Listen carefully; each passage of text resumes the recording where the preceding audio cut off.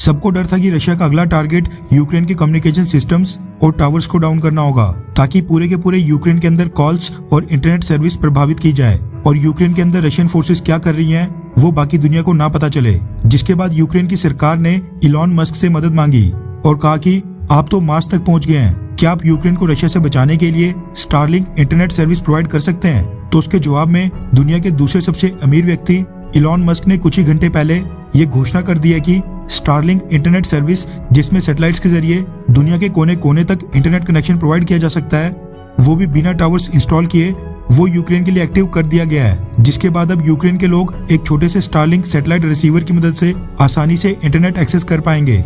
Elon Musk ने बताया कि स्टारलिंक इंटरनेट रिसीवर्स उन्होंने यूक्रेन को भेज दिए हैं। Direct satellite internet service provide करने के लिए स्टारलिंक ने लो अर्थ ऑर्बिट में तकरीबन 1700 सैटेलाइट्स इंस्टॉल किए हैं, जो सब आपस में कनेक्टेड हैं। रशिया के लिए स्टारलिंक की इतनी सारी सैटेलाइट्स को एंटी सैटेलाइट मिसाइल्स की मदद से डिसेबल करना बहुत ही ज्यादा मुश्किल होगा, और अगर रशिया ऐसा करने की कोशिश भी करता है तो स्पेस में काफी ज्यादा डिब्रीज इकट्ठा हो जाएगा, जो न सिर्फ बाकी देशों की बल्कि रशिया की खुद की सैटेलाइट्स के लिए हानिकारक हो सकता है, उनके साथ जाकर टकरा सकता है और उनको भी डिसेबल कर सकता है। ऐसे में फिलहाल के लिए यूक्रेन की इंटरनेट की टेंशन खत्म हो गई है। इसके साथ ही पिछले कल एक खबर ये भी निकल कर आई थी कि टर्की ने इस्तांबुल स्ट्रेट को बंद कर दिया है, जिसके बाद अब रशियन नेवी के वॉरशिप्स और सबमरीन्स ब्लैक सी के अंदर नहीं घुस पाएंगे।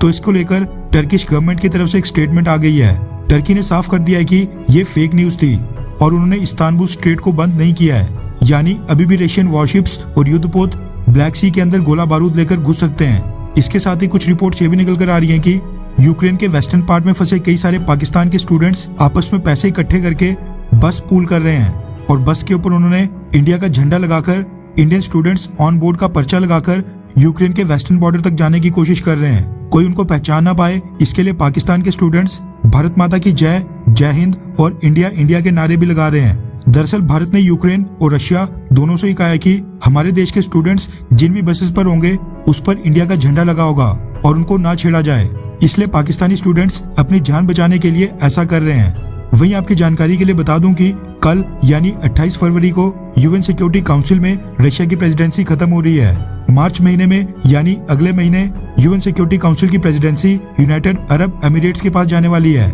जो भारत की तरह इस पूरे विवाद में न्यूट्रल रहने की कोशिश कर रहा है। मार्च के बाद अप्रैल महीने में यूनाइटेड किंगडम यानी कि ब्रिटेन, और उसके बाद फिर मई के महीने के लिए यूएन सिक्योरिटी काउंसिल की प्रेसिडेंसी अमेरिका के पास चले जाएगी। भारत इस साल के एंड में दिसंबर महीने में प्रेसिडेंसी संभालने वाला है। पिछले कल यूएन सिक्योरिटी काउंसिल में वोटिंग के दौरान इंडिया ने एब्सटेन किया था और रशिया के खिलाफ निंदा प्रस्ताव को सपोर्ट नहीं किया था। उसके ऊपर भारत में जो रशिया की एम्बेसी है उन्होंने एक स्टेटमेंट जारी करके भारत की तारीफ की है और शुक्रिया अदा किया है। रशियन एम्बेसी ने कहा है कि यूएन सिक्योरिटी काउंसिल की वोटिंग के दौरान इंडिया की अप्रोच इंडिपेंडेंट और बैलेंस्ड यानी स्वतंत्र और संतुलित थी, जिसकी हम सराहना करते हैं। भारत के साथ स्पेशल और प्रिविलेज स्ट्रेटेजिक पार्टनरशिप होने के चलते यूक्रेन के मुद्दे के ऊपर हम इंडिया के साथ क्लोज डायलॉग प्रोसेस चलाए रखने के लिए प्रतिबद्ध हैं। रशिया के मुताबिक वो यूक्रेन को लेकर भारत के साथ लगातार बातचीत करते रहेगा। वैसे भारत रशिया का साथ देने के लिए यहाँ पर कई सारे वेस्टर्न देशों से नाराजगी मोड़ ले रहा है। ऐसे में रशिया को बस हमारी तारीफ ही नहीं करनी चाहिए, बल्कि भारत का ये जेस्चर हमेशा के लिए याद रखना चाहिए। खैर, आपको क्या लगता है कि क्या अब यूक्रेन को रशिया के सामने सरेंडर कर देना चाहिए, हाँ या फिर ना? रशिया से लगातार लड़ते रहना चाहिए? नीचे कमेंट करके अपनी राय जरूर बताएं।